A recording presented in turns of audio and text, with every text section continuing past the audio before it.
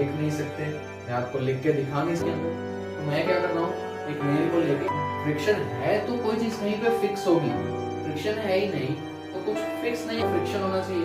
Friction होगा तो आप जो चीज ज्यादा होती है और ऊपर से आप ज्यादा, दोनों का इंटरलॉकिंग भी हो रहा है, और even after that you are applying force.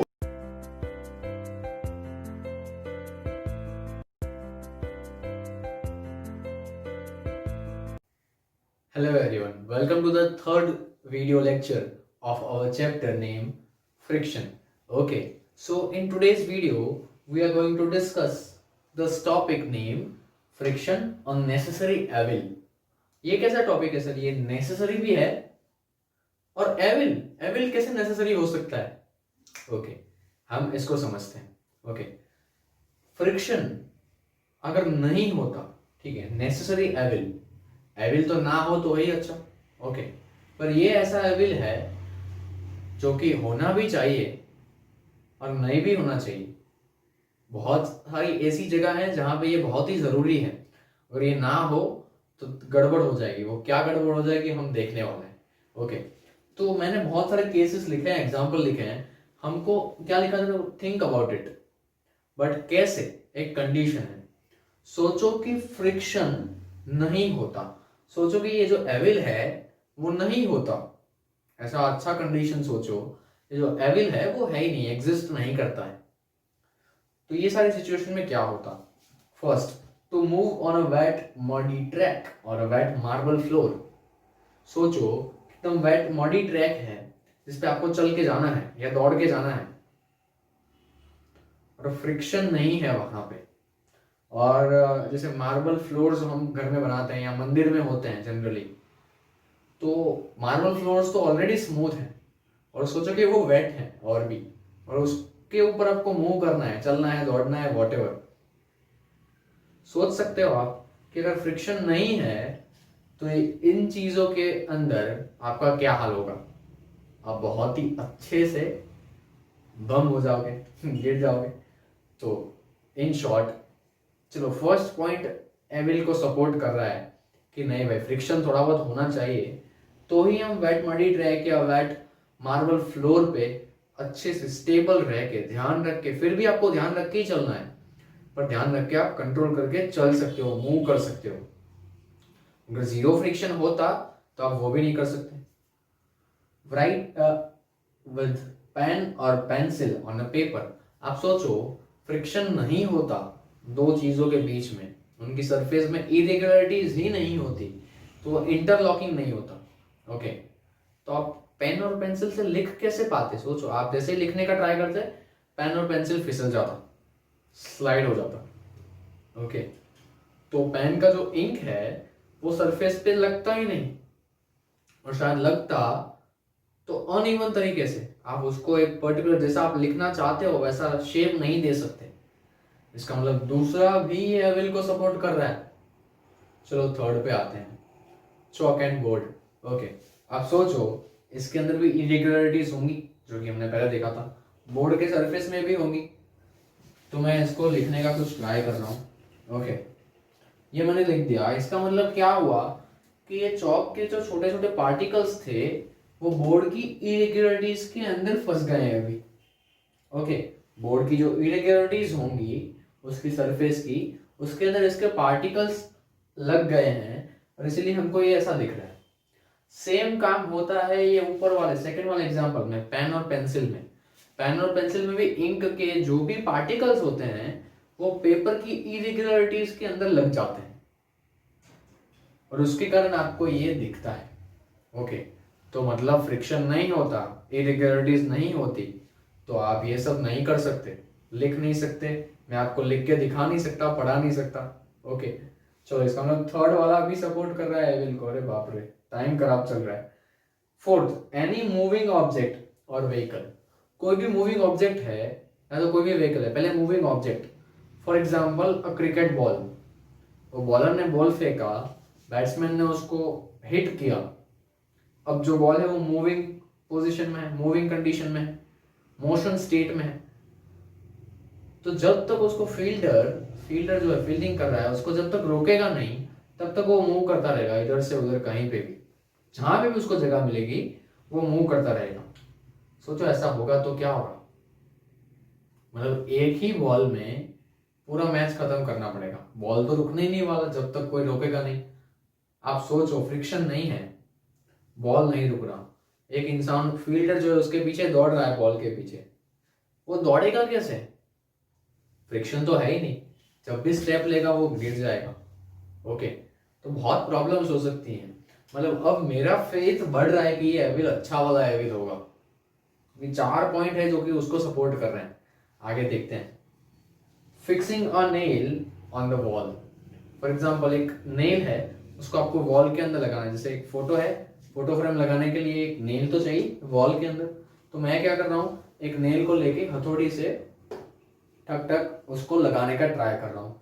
सोचो कि फ्रिक्शन नहीं है, सरफेस में कोई इरेगुलरिटीज नहीं है, तो मैं इसको इधर रखूंगा तो पहले तो ये इधर सीधा रहेगा ही नहीं, और रखने के बाद उसको हथौड़ी से इसे मार रहा हूं तो क्या होगा? अगर फ्रिक्शन है तो ये नेल धीरे धीरे अंदर जाएगा, पर फ्रिक्शन नहीं है तो जैसे ही इसको मारूंगा ये स्लाइड हो जाएगा। बहुत सिंपल सी चीज है। ओके, फ्रिक्शन है तो कोई चीज कहीं पे फिक्स होगी, फ्रिक्शन है ही नहीं तो कुछ फिक्स नहीं होगा, कोई इंटरलॉकिंग नहीं होगा। याद आ रहा है word interlocking of irregularities, the most important factor and the only factor. तो इंटरलॉकिंग नहीं होगा तो किसी चीज का फिक्सिंग कैसे होगा?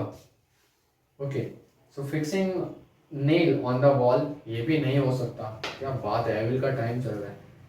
बिल्डिंग कंस्ट्रक्शन बहुत इंपॉर्टेंट है ये।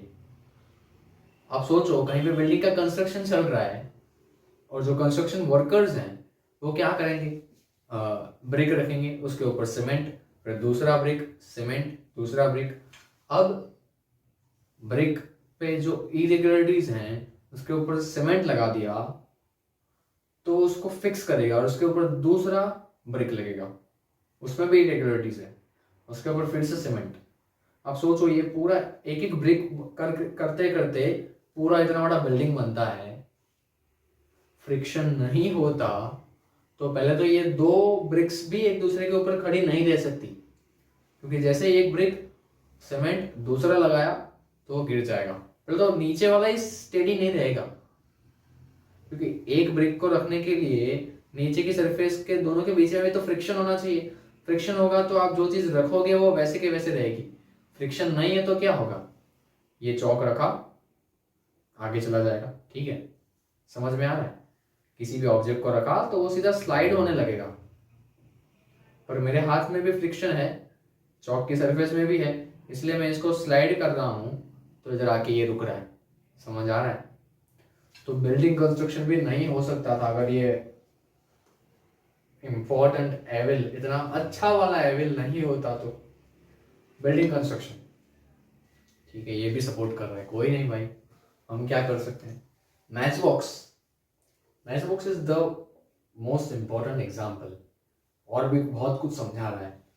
सोचो मैच बॉक्स जो है उसमें स्पेसिफिक सरफेस दिया है कि आपको मैच स्टिक को इधर रब करना है तभी ये काम करेगा। आप ट्राई करो किसी और ऑब्जेक्ट पे, किसी और सरफेस पे, वहां पे वो मैच स्टिक काम नहीं करेगा, उसी में करेगा। क्यों? वहां पे पर्टिकुलर वो सरफेस पे आप टच करके देखना, वहां पे आपको फ्रिक्शन ज्यादा फील होगा, इरेगुलरिटीज ज्यादा फील होगी। और जब इरेगुलरिटीज ज्यादा होती है और ऊपर से आप ज्यादा फोर्स लगा रहे हो, ओके, मैच स्टिक में ज्यादा फोर्स लगा रहे हो, इरेगुलरिटीज ऑलरेडी ज्यादा है, तो उसके कारण हीट प्रोड्यूस होता है। क्या होता है? हीट प्रोड्यूस होता है। जब दो सरफेस है, दोनों में इरेगुलरिटीज हैं, दोनों का इंटरलॉकिंग भी हो रहा है, और even after that you are applying force, तो क्या होगा? हीट प्रोड्यूस होगा, वो हीट के कारण आपका मैच स्टिक काम करेगा। तो ये हो गया। तो फ्रिक्शन हीट प्रोड्यूस भी कर सकता है।